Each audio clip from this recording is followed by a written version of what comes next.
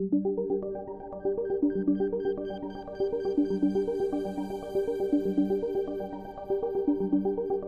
idea that there are more planets than stars is just incredible to think about. We know that there are billions and billions of stars in our galaxy, and to think that there are even more planets, it completely changes our thinking and our place in the universe. I remember being a child lying down in the summer grass, looking up into the night sky, wondering whether there were planets orbiting the stars I was looking at, with beings on the surface of their planets looking in our direction, asking the same question.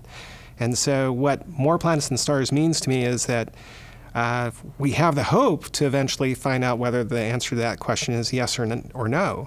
For me, it's been transformative in that it has really catalyzed a third pathway for the search for life in the universe, or the search for life beyond Earth. You know, before Kepler, we had SETI searches to listen for technosignatures in the galaxy.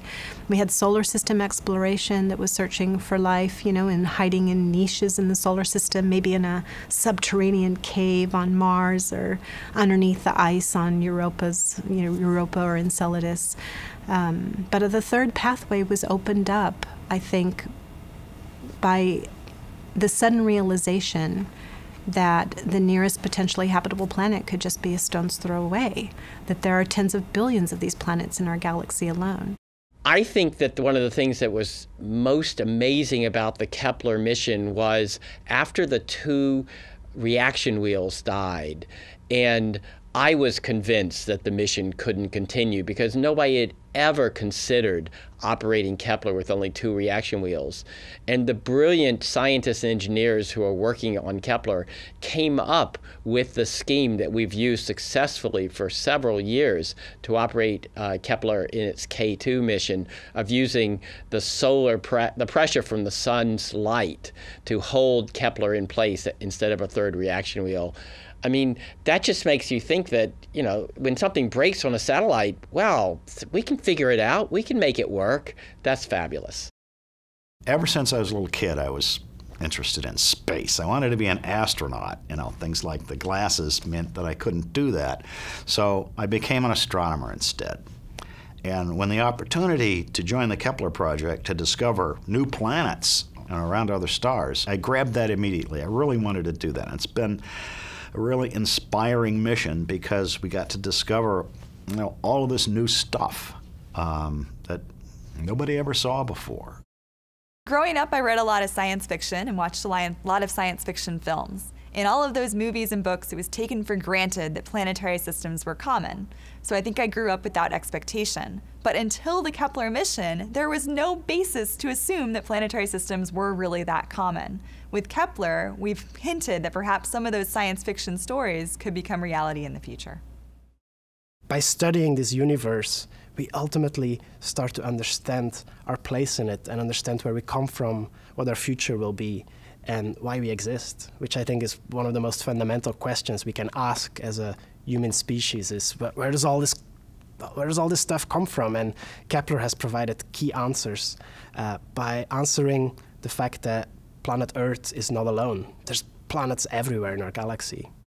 There was no buzz about exoplanets when we really launched Kepler, but after its results, I think everyone, if you had to stop and talk to someone on the street, they'll be able to talk to you about what they think about exoplanets and what they know, and that's a real difference.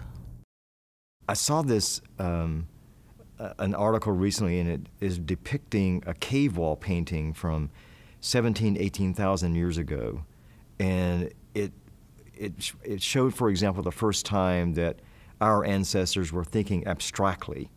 And this cave wall painting was fascinating. It showed what their everyday life was like, and they were hunting, they were gathering, and this is how they existed. But in this cave wall painting, there was some unusual articles in the painting, and they were stars. And it's one of the first times we have evidence that our ancestors were actually looking up at the heavens.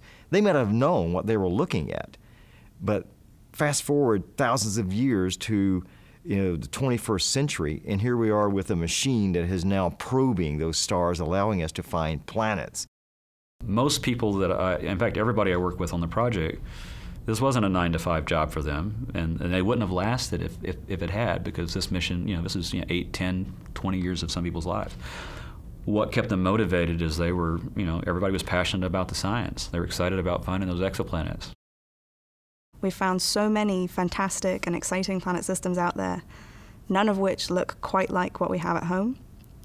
And for me, the most exciting part of all of this is not just the sheer number of planets, we found thousands, but the fact that we've found so many varied planets. We've found massive, puffy, hot Jupiters that have orbits shorter than Mercury. And we found mini Neptunes, where we don't know if they are solid and rocky or are they puffy and gassy. We found brand new forming planets and old planets too. And I'm really excited about the zoo of variability in planets that we've found. I think it's a great discovery. I'm glad we found that. But the reason it's not a surprise is you see this in everyday life. Go out into your gravel parking lot and look around at rocks. There's more small rocks than big rocks. Go look at birds. There's more small birds than big birds. Go look at bugs. Anyway, there's always more small things than large things. And for us as humans, that's great, because small planets, rocky planets like the Earth, are what we can call home. So it's fabulous that there's more planets than stars. Before Kepler, we knew exoplanets existed. And we suspected they were common, but now we know they're common. And once you know they're common, that really opens up the possibility to have missions like TESS, where you look for planets around nearby stars that are good for follow-up. Or some of the ground-based instruments right now that are working on doing initial direct imaging of exoplanets. Some of the technology going on that 20 years from now might be able to directly image and measure the spectra of an exoplanet. We needed to know that planets were common before we could invest in those things. And the fact that we now know they're common and all of those things are starting to happen is really exciting. This is the golden age of exoplanets. Kepler has given us this tremendous data set, this gift that we can continue studying for decades. And all in the meantime, there are new missions, new telescopes, and new technologies that are coming along, which are going to help us learn even more in different ways and go beyond what even Kepler could do.